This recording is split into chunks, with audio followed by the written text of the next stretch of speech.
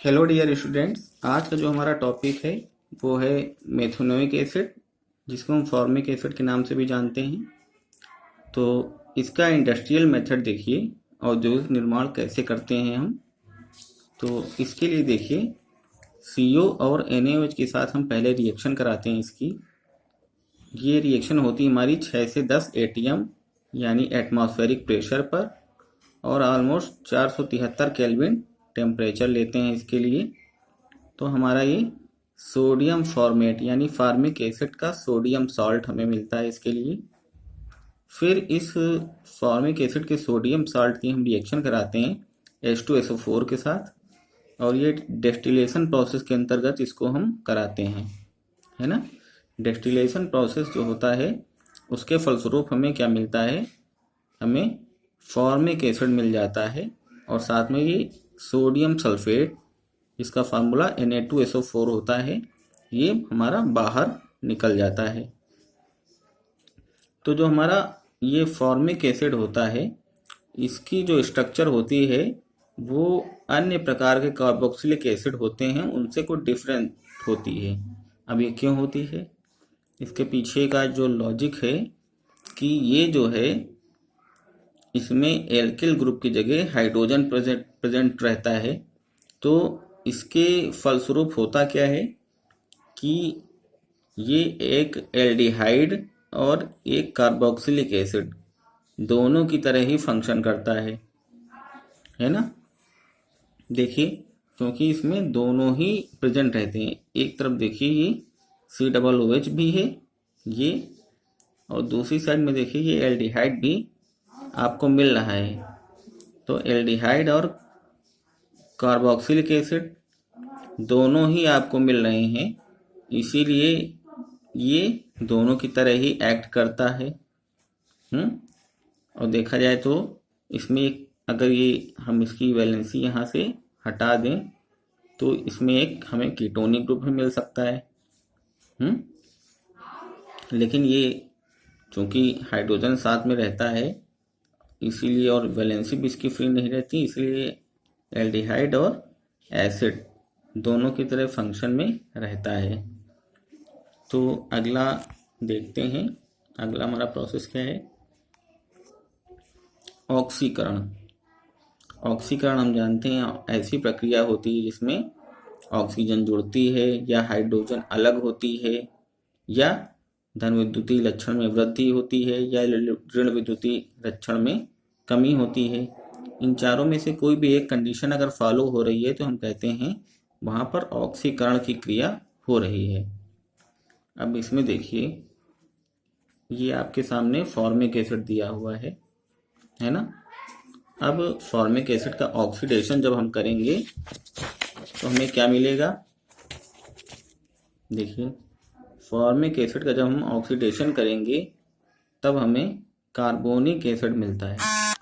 अब ये carbonic acid क्या होता है, कार्बोनिक एसिड का जो फार्मूला होता है जनरल, वो होता है H2CO3, है ना। डिसोसिएट होकर 2H प्लस और CO3 माइनस माइनस ये देता है, और ये एक वीक एसिड होता है। कार्बोनिक एसिड क्या होता है, वीक एसिड है ना। तो ये आपको कार्बोनिकम में मिलता है, और जब हम इसको फर्दर हीट करेंगे, आगे इसको जब गर्म किया जाता है तो ये अब अपघटित हो जाता है, टूटता है, किसमें CO2 और H2O में, है ना। CO2 की ये स्ट्रक्चर होती है, आपको पता होगी, और जल में ये ब्रेक हो जाता है। उसके बाद इसका आता है अपघटन। अब ये फॉर्मिक एसिड कार्बोनिक एसिड तो इसमें ब्रेक हुआ था CO2 और H2O में, चूंकि यहाँ पर एक ऑक्सीजन ज़्यादा थी। अब यहाँ पर ये क्या होगा, फॉर्मिक एसिड चूंकि एक ऑक्सीजन कम है इसमें, तो क्या होगा, CO2 और H2O से वो निकल जाएगा। तो ये क्रिया जो होती है वो हाई प्रेशर पर होती है, उच्च दाब पर, है ना। उच्च दाब पर ये CO2 और H2 में ब्रेक हो जाएगा। क्लियर। अब इसके बाद ये देखिए निर्जलीकरण। निर्जलीकरण में हमें क्या करना होता है? निर्जलीकरण में हमें ये जो आप देख रहे हैं वाटर, इसको बाहर करना होता है ना। अगर यहाँ से हम H2 निकालें H2O, तो देखिए ये इसको मान लें H+ और ये OH minus, H+ OH minus H2O निकल गया, साथ में आपका क्या बचा? CO, है ना। और CO को हम क्या कहते हैं? CO को हम कहते हैं कार्बन मोनोऑक्साइड, है ना। CO को हम क्या कहते हैं? Carbon monoxide. तो इतना आपका ये क्लियर हो गया होगा। अब देखिए इसमें क्या होता है। अगला है सोडियम फॉर्मेट पर ऊष्मा का प्रभाव। सोडियम फॉर्मेट ये हमारे पास है, इस पर हमें ऊष्मा का प्रभाव क्या होता है, यानी इसको जब हम हीट करेंगे किसी टेम्परेचर पर तो क्या परिवर्तन, क्या चेंजेस आएंगे, ये है हमारा मेन टॉपिक। मतलब सोडियम फॉर्मेट को 663 से 673 केल्विन पर गर्म करने पर सोडियम ऑक्जेलेट प्राप्त होता है। अब देखिए सोडियम ऑक्जेलेट, पहले हमें पता होना चाहिए इसके लिए ऑक्जेलिक एसिड क्या होता है। तो ये देखिए COOH और सिंगल बॉन्ड से COOH, है ना। ये होता है ऑक्जेलिक एसिड। इसको हम ऐसे भी लिख सकते हैं COOH का होल ट्वाइस, है ना। अब इसका सोडियम साल्ट हमें चाहिए, सोडियम ऑक्जेलेट। तो इससे क्या करेंगे, ये दोनों H को बाहर हटा करके Na लगा देंगे, COONA, सिंगल बॉन्ड COONA, तो ये बन जाता है सोडियम ऑक्जेलेट। क्लियर। तो अब देखिए हम इस सोडियम फॉर्मेट को 663 से 673 केल्विन पर हीट करते हैं तो क्या होता है, ये दोनों हाइड्रोजन बाहर निकल जाते हैं, है ना। तो ये हमारा क्या मिल जाता है, सोडियम ऑक्जेलेट। क्लियर। सभी को ये इतनी चीज समझ में आ गई होगी। अब देखिए इसमें क्या कह रहे हैं, अम्लीकृत KMnO4 का अपचयन। कहाँ है ये, अम्लीकृत KMnO4 का अपचयन। अब KMnO4 हम जानते हैं क्या होती है, पोटेशियम परमैंगनेट। इसको हम लाल दवा के नाम से भी जानते हैं। पानी को प्योर करने और जर्मनाशी के रूप में यूज की जाती है। तो इसकी हम रिएक्शन करा रहे हैं एसिडिक मीडियम में, अम्लीय माध्यम में, सल्फ्यूरिक एसिड के साथ। देखिए क्या बनेगा, एक प्रोडक्ट आपका पोटेशियम से बनेगा, एक मैग्नीशियम से बनेगा, साथ में क्या मिलेगा, जल और ऑक्सीजन फ्री होगी। तो देखिए सल्फेट पोटेशियम के साथ क्या बनाएगा, के ऊपर होता है एक पॉजिटिव, सल्फेट के ऊपर होता है डाइनेगेटिव, डायगोनल रिलेशनशिप लगाएंगे, K2SO4 मिल जाएगा आपको।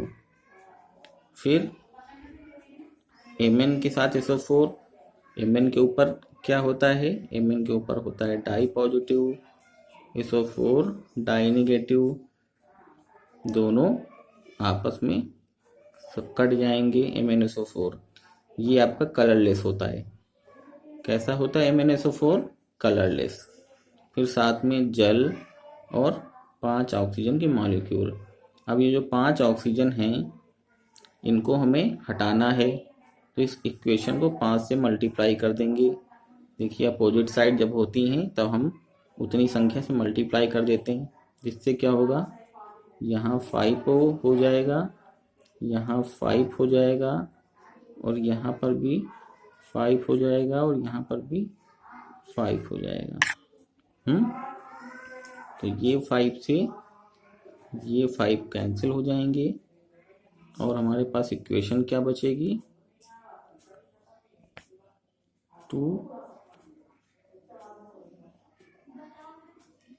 2K-4 plus 3H2SO4 plus 5HCOOH gives out क्या, K2SO4 प्लस 2MnSO4।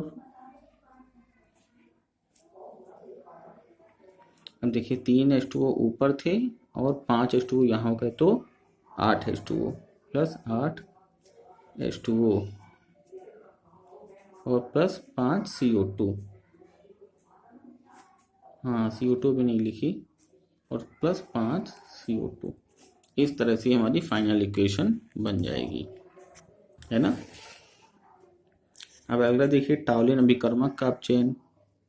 टॉलिन अभिकर्मक हमारा होता क्या है, ये पहले जाने। टॉलिन अभिकर्मक होता है अमोनिया में सिल्वर नाइट्रेट का जलीय विलयन, है ना। अमोनिया में सिल्वर नाइट्रेट का जलीय विलयन, जिसको हम कहते हैं टॉलिन अभिकर्मक, है ना। तो देखिए इसकी रिएक्शन करा रहे हैं अमोनिया के साथ, क्या बन रहा है बताइए। ये एक हमारा कॉम्प्लेक्स हमें प्राप्त हो रहा है, इसको हम क्या कहेंगे, एक हमें मिश्रित लवण मिल रहा है ना। ये आपने कोऑर्डिनेट्स थ्योरी में बहुत पढ़ा होगा, है ना, उपसहसंयोजक यौगिकों में। तो उसके बाद इसकी रिएक्शन करा रहे हैं हम फॉर्मिक एसिड के साथ। तो देखिए क्या मिलता है, अमोनिया में सिल्वर नाइट्रेट और ये जल, और साथ में फॉर्मिक एसिड। देखिए 2 NH3 हैं, दोनों को एक एक H मिलेगा, हाइड्रोजन मिलेगा, क्या मिल जाएंगे, NH4, ये NH4 नाइट्रेट के साथ, दोनों एक NH4 नाइट्रेट के साथ, और एक कार्बोनेट बनाएगा, ये अमोनियम कार्बोनेट, साथ में रजत दर्पण, इसको हम कहते हैं सिल्वर मिरर या रजत दर्पण। तो जब अमोनियम में सिल्वर नाइट्रेट का हम क्या कराते हैं, अपचयन कराते हैं, तो हमें सिल्वर मिरर मिलता है, यानी रजत दर्पण मिलता है।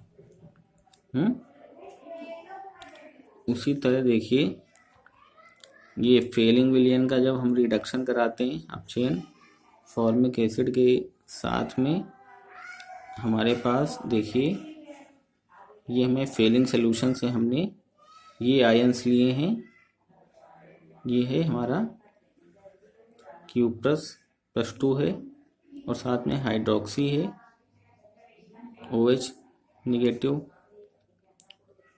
तो ये जब इनका हम रिडक्शन कराते हैं फॉर्मिक एसिड के साथ में, तो ये हमें एक ब्राउन रेड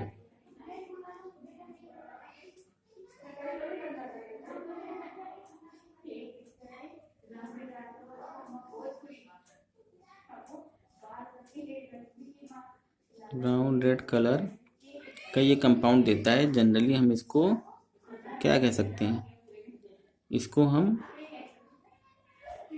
क्यूप्रिक ऑक्साइड बोल सकते हैं, बोल सकते हैं ना। देखिए भाई ऑक्सीजन के ऊपर Cu के ऊपर यहाँ पर कितना चार्ज होगा, यहाँ होगा +1, ऑक्सीजन के ऊपर होगा -2। तो डायगोनल रिलेशनशिप क्या कहती है, डायगोनल रिलेशनशिप कहती है चार्जों का ट्रांसफर होंगे एक दूसरे के ऊपर। तो ऑक्सीजन का चार्ज जब Cu पर आएगा तो ये Cu2 हो जाएगा, और जब Cu का चार्ज ऑक्सीजन पर आएगा तो ये केवल, तो ये हमें इस तरह से मिलता है ब्राउन रेड कलर, ये कंपाउंड मिलेगा हमें साथ में, है ना। और साथ में क्या मिलेगा, कार्बन डाइऑक्साइड, CO2 और जल, है ना, पानी। तो इस तरह से कुछ जनरल सा एक टॉपिक था, मेथेनोइक एसिड कार्बोक्सिलिक एसिड से रिलेटेड है, इम्पोर्टेंट है, इसको हम लोगों को तैयार करना है। आई होप आप लोगों को समझ में आया होगा ये वीडियो, और अच्छे से तैयारी करिए। मैं भी आपके एग्ज़ाम्स मई लास्ट में संभावित हैं, तो उसी को दृष्टिगत रखते हुए आपकी तैयारी अच्छे से होनी चाहिए। और कुछ बच्चे वीडियो लगातार देख नहीं रहे हैं, तो आप लोगों के लिए बहुत इम्पोर्टेंट है, आप लोग जो भी वीडियो डाली जाए उसको सभी सब्जेक्ट की उनको अच्छे से देखिए और तैयार करिए, और कॉपी पेन लेकर तो ज़रूर बैठा करिए। ठीक है, चलिए, धन्यवाद।